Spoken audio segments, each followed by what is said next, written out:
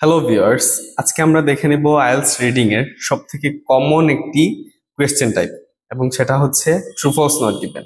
আপনি যে কোনো দিন পরীক্ষা দেন বা যে কোনো ক্যামব্রিজ সলভ করতে যান, এই কোয়েশ্চেন টাইপটা অবশ্যই পাবেন। এবং যদিও এটা আমাদের রিডিং এর সবথেকে ইজিয়েস্ট একটা কোয়েশ্চেন টাইপ, বাট অনেক সময় অনেকটা ট্রিকি প্যাসেজে আমরা এটা সলভ করতে যাই অনেক ধরনের ডিফিকাল্টিস ফেস করে থাকি। তো আজকের এই ভিডিও থেকে আমরা শিখে নেব কিভাবে আইএলটিএস এর রিডিং এর true false not given question টাইপটা সহজে সলভ করা যায়, এবং এর সাথে থাকবে কিছু টিপস এন্ড ট্রিক্স যাতে করে আমরা আইএলটিএস এর রিডিং এর true false not given question টাইপটা 100% কারেক্ট করতে পারি। তো চলুন দেখে নিই। তো এখানে হচ্ছে ক্যামব্রিজ 12 এর একটা প্যাসেজ, রিডিং প্যাসেজ 1 আছে, যেটা হচ্ছে এর হেডিং হচ্ছে কর্ক। প্যাসেজ হচ্ছে কর্ক। এইখানে হচ্ছে এই প্যাসেজে প্রায় 1 2 3 4 5 6 7 7টা প্যারাগ্রাফ আছে, এবং এর সাথে আছে এখানে 1 to 5 অর্থাৎ 5টা আমাদের ট্রু ফলস নট গিভেন এর কোয়েশ্চেন আছে। আজকে এই প্যাসেজ থেকে এই 5টা ট্রু ফলস নট গিভেন এর কোয়েশ্চেন আমরা সলভ করার ট্রাই করব। তার আগে হচ্ছে এখানে আমি কিছু টিপস এন্ড ট্রিক্স লিখে রাখছি, এগুলো একটু দেখি। The first one, read the title and scheme full passage shortly. ফার্স্টে হচ্ছে আমরা যখন রিডিং কোয়েশ্চেন শিটটা হাতে পাবো, সবার আগে কাজ হচ্ছে আমাদের রিডিং প্যাসেজের যে হেডলাইন বা হেডিংটা থাকে ওটা ভালো করে পড়া এবং এটা কি আছে ওটা বোঝা। দেন হচ্ছে এই প্যাসেজের কোয়েশ্চেন টাইপটা দেখবো যে এটা কি ধরনের কোয়েশ্চেন টাইপ আছে, true false not given, yes no not given, তারপরে হচ্ছে নোট কমপ্লিশন, সামারি কমপ্লিশন, নাকি list of heading, short answer question, কি ধরনের কোয়েশ্চেন আছে। তো এখানে আমাদের 1 to 5 হচ্ছে ট্রু ফলস নট গিভেন এর 5টা কোয়েশ্চেন আছে। দেন আমাদের কাজ হচ্ছে প্যাসেজে যে নেম, নাউন, যেহেতু এখানে নাউন এবং নাম্বারগুলা, যে নাম, জায়গার নাম থাকতে পারে, ব্যক্তির নাম থাকতে পারে, নাউন, তারপরে হচ্ছে এই নাম্বারগুলা আমরা কিওয়ার্ড হিসেবে মার্ক করব। এই ধরনের নাম্বারগুলো আমরা কিওয়ার্ড হিসেবে মার্ক করব। The second one is read the instructions and questions carefully.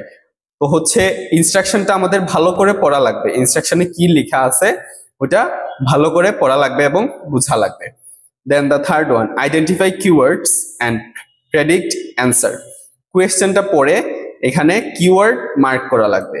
কোয়েশ্চেনগুলো পড়ার পরে আমার এখানে কিওয়ার্ডগুলা মার্ক করা লাগবে যে কোয়েশ্চেনে কি কি ধরনের কিওয়ার্ড আছে, এবং ওই কিওয়ার্ডের সূত্র ধরেই হচ্ছে আমরা প্যাসেজে অ্যান্সারের প্লেসটা খুঁজে বের করব, এবং কোয়েশ্চেনগুলো ভালো করে বোঝা লাগবে।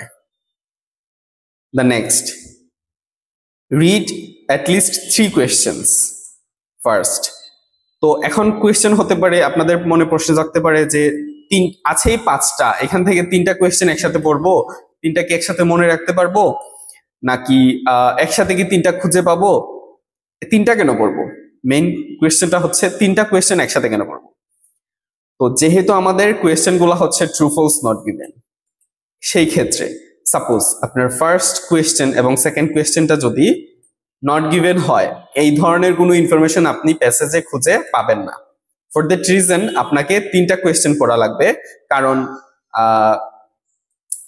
সিরিয়ালি 3টা কোয়েশ্চেন, একসাথে 3টা কোয়েশ্চেন কখনো নট গিভেন হবে না, একসাথে 3টা কোয়েশ্চেন কখনো নট গিভেন হবে না। তার জন্য 3টা কোয়েশ্চেন পড়লে আপনি যদি ওই 3টা কোয়েশ্চেনের কিওয়ার্ড ধরে প্যাসেজে হচ্ছে কিওয়ার্ড গুলা খুঁজে বের করার ট্রাই করেন, সেগুলা হচ্ছে সহজে খুঁজে পাবেন এবং অবশ্যই খুঁজে পাবেন। তারপরে look for synonyms and paraphrasing. এই কোয়েশ্চেনে যে ধরনের কোয়েশ্চেনগুলো আছে, ওই কোয়েশ্চেনগুলো এই প্যাসেজে কিভাবে ওইগুলোর কি কোনো সিনোনিম ইউজ করছে কিনা, বা ওইটা কি কোনোভাবে প্যারাফ্রেজ করছে কিনা, ওইটা আমাদের বোঝা লাগবে। তারপরে হচ্ছে চেক দ্য স্টেটমেন্ট। প্যাসেজে যে স্টেটমেন্ট দেয়া আছে, প্যাসেজে যে স্টেটমেন্ট দেয়া আছে ওই স্টেটমেন্টের সাথে হচ্ছে কোয়েশ্চেনটা ম্যাচ করব। যদি ওইটা কন্ট্রাস্টে হয় তাইলে আমাদের অ্যান্সার হবে ফলস, যদি ওইটা পজিটিভ হয়, স্টেটমেন্টের সাথে যদি আমাদের কোয়েশ্চেন মিলে যায় তাইলে হচ্ছে আমাদের অ্যান্সার হবে true.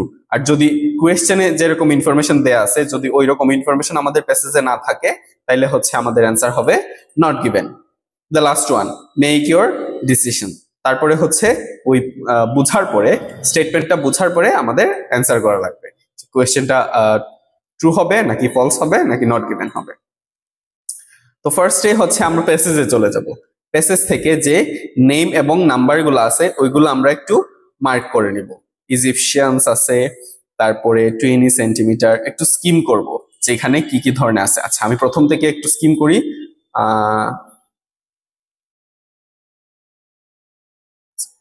Egyptians select cork oil and cork, এখানে আছে 20 centimetre thickness, constant 20 degree Celsius, 40 million cells. তারপর এখানে হচ্ছে 400 মিলিমিটার্স, এখানে হচ্ছে 800 মিলিমিটার্স। এগুলো আমরা কিওয়ার্ড হিসেবে মার্ক করে নিলাম। 200 years old, 15 to 20 years, 25 years, এগুলো আমরা কিওয়ার্ড হিসেবে মার্ক করে নিলাম। এখানে আছে 60% অফ কর্ক, 60%, ঠিক আছে। এই 60%টা আমরা কিওয়ার্ড হিসেবে মার্ক করে নিব। এখানে আরো কিছু নাম্বার এবং নেম আছে যেগুলো আমরা কিওয়ার্ড হিসেবে মার্ক করে নিলাম। তারপরে হচ্ছে আমরা ডিরেক্টলি চলে যাব কোয়েশ্চেনে। কোয়েশ্চেনে যাওয়ার পর হচ্ছে 3টা কোয়েশ্চেন, ফার্স্ট টু থার্ড পর্যন্ত 3টা কোয়েশ্চেন আমরা পড়বো। এখানে 3টা কোয়েশ্চেনে কি কি আছে ওইগুলো একটু বোঝা ট্রাই করবো এবং কোয়েশ্চেনের কিওয়ার্ড গুলা মার্ক করা ট্রাই করবো। The first one, the cork oak has the thickest bark of any living tree. এর মানে হচ্ছে কর্ক ওক যে আছে, কর্ক যে গাছটা আছে এর বার্কটা, এর বা ছালটা যে আছে এটা হচ্ছে সব থেকে থিকেস্ট। কিসের থেকে thickest? Any living tree, any living tree থেকে এটা থিকেস্ট, সবার থেকে এর ছালটা হচ্ছে মোটা বা পুরু। The second one, scientist have developed a synthetic cork. সায়েন্টিস্টরা একটা কর্ক ডেভেলপ করছে with the same cellular structures as natural cork, same cellular structures as natural cork. Natural যে কর্ক গাছ আছে ওই গাছের মতো সেম সেলুলার স্ট্রাকচার দ্বারা ওই স্ট্রাকচারের মতো একদম সেম ওই রকম একটা সিনথেটিক কর্ক সায়েন্টিস্ট যারা আছেন ওরা ডেভেলপ করছেন। The third one, individual cork oak trees must be left for 25 years between the first and second harvest. Cork অক্টারে কি করা হয়, ওই গাছটাকে ফার্স্ট হারভেস্টিং এর পরে 25 বছর এমনি ফেলে রেখে দেওয়া হয়, সেকেন্ড হারভেস্টের জন্য ওয়েট করা হয়, ঠিক আছে, ফার্স্ট অ্যান্ড সেকেন্ড হারভেস্টের মধ্যে। তো এখন হচ্ছে এই কিওয়ার্ড ধরে, কিওয়ার্ডের সূত্র ধরে আমরা প্যাসেজে খোঁজার ট্রাই করব। ফার্স্ট থেকে আমরা একটু স্কিম করি। ফার্স্টে কর্ক দ্য থিকেস্ট, আচ্ছা এখানে বলছে থিক বার্ক, কর্ক হচ্ছে একটা thick bark of the cork oak tree is remarkable material and now elastic beyond the first, resistant, suitable for a wide range of purposes, also being used millennia. The ancient Egyptians sells ceratopsy with cork, while the ancient Greeks and Romans used it for anything from beehives to sandals. And the cork oak itself an extraordinary tree, it bark grows 20 centimeter thickness. এই যে এটার bark বলছে 20 centimeter thick হয়, insulating in the tree like a coat wrapped around the third trunk of and branches and keeping inside at a constant 20 degrees all year round. Develop probably different forest where the bark of particular cell. এই যে the bark of the cork oak has a particular cellular structure, এর কি আছে, একটা particular cellular structure আছে। তো এটা হচ্ছে আমাদের সেকেন্ড কোয়েশ্চেন, এটা হচ্ছে আমাদের সেকেন্ড কোয়েশ্চেন। তো তার আগে আমরা ঠিক পাইছি যে বার্কটা ঠিক, এর যে ছালটা আছে আমরা দুই জায়গায় পাইছি, ফার্স্ট লাইনে একবার পাইছি এবং তারপরে সেকেন্ড প্যাসেজের ফার্স্ট লাইনে আরেও একবার পাইছি যে এটার বার্কটা অনেকটা থিক, 20 সেন্টিমিটার থিক। কিন্তু এনি লিভিং ট্রি থেকে এটা ঠিক কিনা এটা কিন্তু আমরা কোথাও পাই নাই। এনি লিভিং ট্রি, যে কোনো ধরনের গাছ থেকে এটা সব থেকে মোটা কিনা বা সব থেকে পুরো কিনা এর যে ছালটা আছে ওটা কিন্তু আমরা জানি না বা ওইটা আমরা প্যাসেজে পাই নাই। For that reason The answer will be not given. First কোয়েশ্চেনের অ্যান্সার হবে নট গিভেন। এখন কেন নট গিভেন? কারণ এখানে আমরা এই ধরনের কোনো ইনফরমেশন পাই নাই যে এনি লিভিং ট্রি থেকে এটা আমাদের যে কর্ক ওকের যে বার্কটা আছে, ছালটা আছে, ওটা সব ধরনের ট্রি থেকে থিকেস্ট কিনা। আর তারপরে পাইছি সেলুলার স্ট্রাকচার। এখন সেলুলার ওই জায়গাটা, এটা হচ্ছে আমাদের অ্যান্সার প্লেস, এবং এই জায়গাটা আমাদের ভালো করে স্ক্যান করা লাগবে।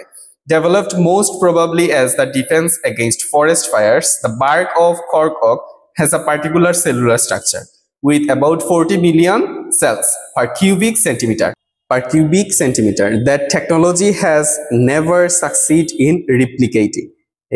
The technology has never succeeded in replicating. Technology কি করছে? ওইটা রিপ্লিকেট করতে সাকসিড হয় নাই। টেকনোলজি ওইটা রিপ্লিকেট করতে সাকসিড হয় নাই। আমাদের কোয়েশ্চেনে কি ছিল? যে scientist have developed a synthetic cork with the same cellular structure as natural cork. Natural কর্কের মতো সায়েন্টিস্টরা একটা অন্য ধরনের সিনথেটিক কর্ক তারা ইনভেন্ট করতে পারছেন বা ডেভেলপ করতে পারছেন। কিন্তু প্যাসেজে বলছে the technology has never succeed in রিপ্লিকেটিং।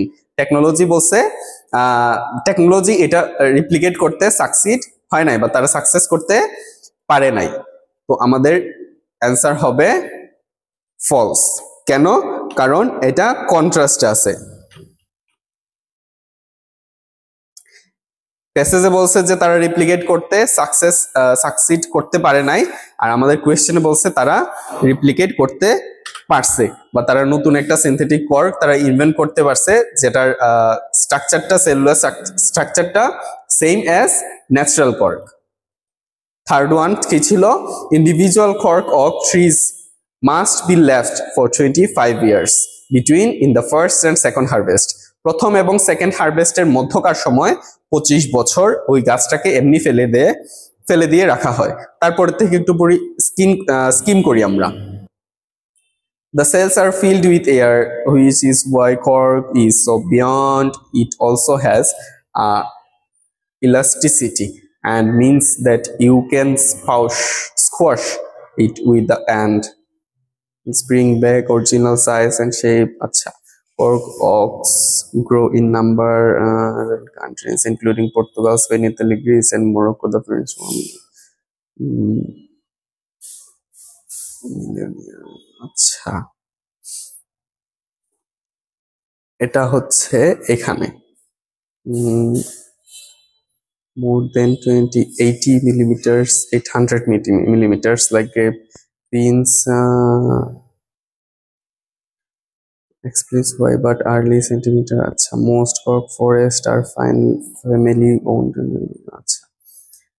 From the planting of a cork sapling to the first harvest takes 25 years.